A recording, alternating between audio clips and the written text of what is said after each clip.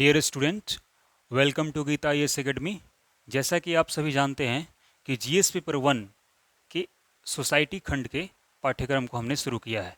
पहले क्लास में भारतीय समाज में समाज की परिभाषा को देखा हमने और समझने की कोशिश किया कि समाज कैसे पढ़ते हैं, यानी भारतीय समाज को हम कैसे पढ़ेंगे। और आज की क्लास में हम डिस्कस करेंगे भारतीय समाज के अभिलक्षण को और समझने की कोशिश करेंगे कि भारतीय समाज के अभिलक्षण क्या हैं। अगर भारतीय समाज के अभिलक्षण को आप पढ़ लेंगे तो भारतीय समाज की विशेषताएं क्या होती हैं वो उसको समझने में आपको कठिनाई नहीं होगी।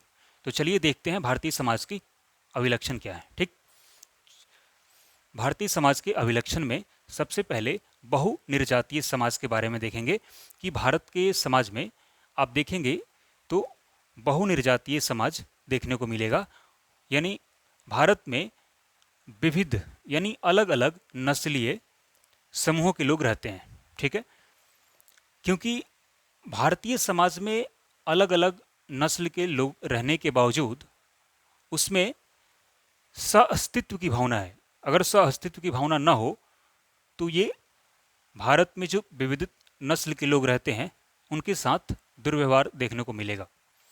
इसलिए भारतीय समाज में सह-अस्तित्व भावना होने के कारण आपको विश्व में जितने भी नस्ल के समुदाय के लोग रहते हैं उसका वास स्थान भारत में देखने को आपको मिलेगा। ठीक है, बहुभाषी समाज। बहुभाषी समाज में क्या है, संपूर्ण भारत में 1600 से अधिक भाषाएं बोली जाती है, यानी पूरे भारत में आप देखेंगे तो 1600 से अधिक भाषाएं बोली जाती है। ठीक है, इनमें प्रमुख भाषाएं हिंदी है, ठीक है, तेलुगु, कन्नड़ और मलयालम। ठीक, तो भारत अनेक भाषाएं बोली जाने वाली समाज में लोग रहते हैं, फिर भी अन्य भाषाओं का भी सम्मान करते हैं और अलग अलग भाषा सीखने में उत्सुकता दिखाते हैं। जैसे कोई व्यक्ति से भारत के कोई भी नागरिक से आप मिलेंगे तो उसके पास 2 से 3 भाषाएं उसे जरूर आता होगा। किसी भी व्यक्ति से, बिहार के किसी व्यक्ति से आप मिलते हैं तो वो भोजपुरी बोलेगा, हिंदी बोलेगा, इंग्लिश बोलेगा। वही कोई अन्य राज्य के व्यक्ति तमिलनाडु से बोलते हैं तो मलयालम बोलेगा, अंग्रेजी बोलेगा और हिंदी भी टूटी बोल लेगा। तो उस तरीके से किसी भी भाषाई विविधता होने के बावजूद भी भारत में एक सह-अस्तित्व भावना के साथ एक भाषा की सम्मान दूसरी भाषा के लोग सम्मान करते हैं।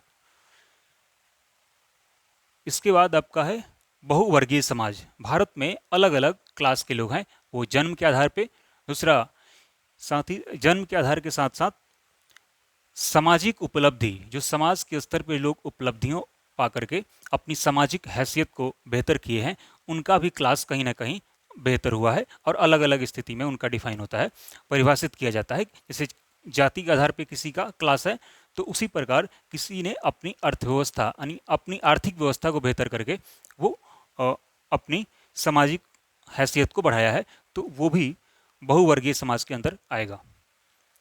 पितृसत्तात्मक समाज। भारत एक पितृसत्तात्मक समाज है। भारतीय समाज की मुख्य रूप से जो पितृतात्मक समाज है उसमें पुरुषों का है महिलाओं की तुलना में उच्च स्थिति प्राप्त होती है। मतलब महिलाओं की स्थिति पुरुषों की तुलना में कमजोर है। लेकिन कुछ जनजातीय समाज में आप देखेंगे महिलाओं की मातृ सत्तात्मक समाज देखने को मिलेगा। और मातृ सत्तात्मक समाज में क्या होगा, निर्णय लेने की प्रक्रिया होगा, उसमें महिलाओं की भागीदारी होगी। लेकिन पितृसत्तात्मक समाज में निर्णय या कोई भी डिसीजन मेकिंग में महिलाओं की भागीदारी नहीं होती है और उनके प्रति एक जो छोटे मतलब कमतर आंक कर देखने का जो है इसमें पितृसत्तात्मक समाज में देखने को मिलेगा। ये 4 पॉइंट है और इसमें हम ऐड करते हैं लगभग 4 पॉइंट और है, उसको भी हम देख लेते हैं। ठीक है, तो एक बार देख लीजिए, बहुनिर्जातीय समाज, बहुभाषी समाज और फिर बहुवर्गीय समाज और पितृसत्तात्मक समाज।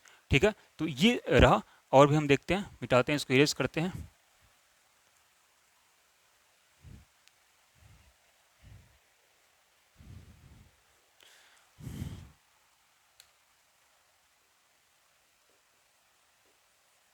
विविधता में एकता।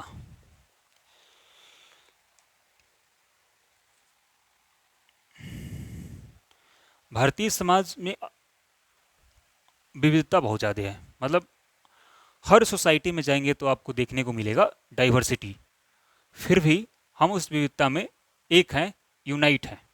तो ये आपको देखने को मिलेगा। 6 नंबर में हम देख लेते हैं परंपरावाद, परंपरावाद और आधुनिकता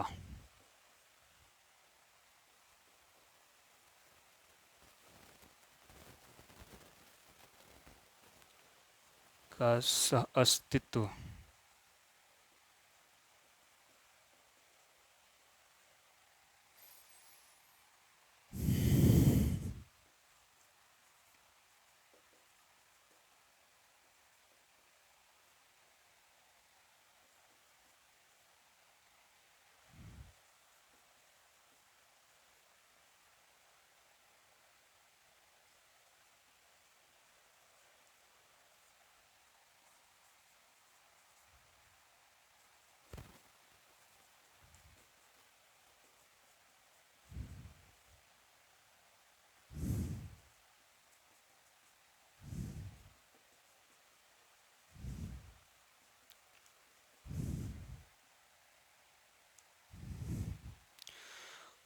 परंपरावाद और आधुनिकता का सह अस्तित्व।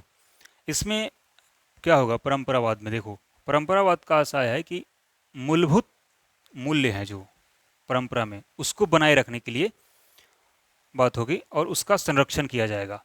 लेकिन जब हम आधुनिकता की बात करेंगे तो आधुनिकता में क्या होगा, इन परंपराओं पे प्रश्न चिन्ह लगाया जाएगा। ठीक है, इनके संरक्षण पे तो परंपरावादी लोग करेंगे, उनके मूल्यों को बनाए रखेंगे, लेकिन आधुनिकता के बीच में जब आएगी बात तो आधुनिकता इस पे प्रश्न चिन्ह भी लगाएंगे।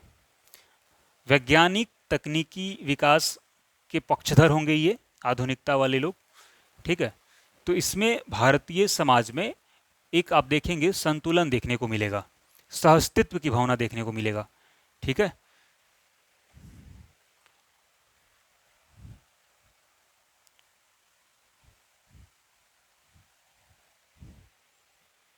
7 नंबर है अध्यात्म,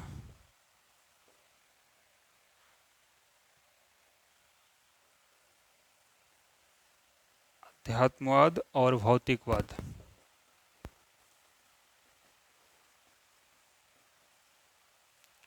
अध्यात्म अध्यात्मवाद और भौतिकवाद के बीच संतुलन की बात करते हैं तो इसमें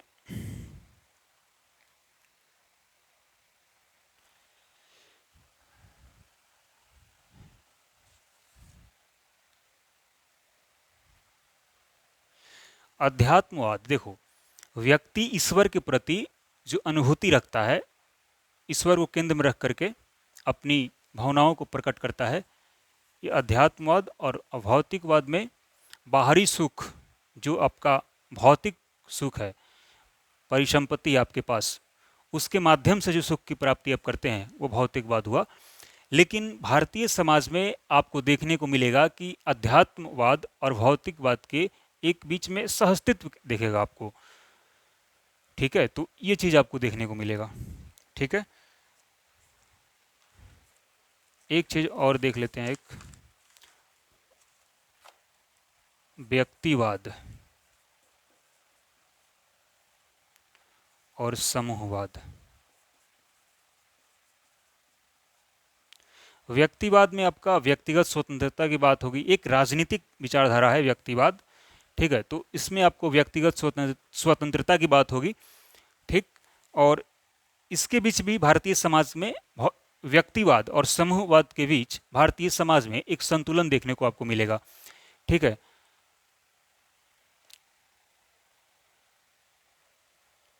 और ये समूहवाद, इन दोनों में आपको भारतीय समाज में एक मध्य संतुलन देखने को मिलेगा। 9 नंबर जो लास्ट पॉइंट है, रक्त और नातेदारी, रक्त और नातेदारी संबंध।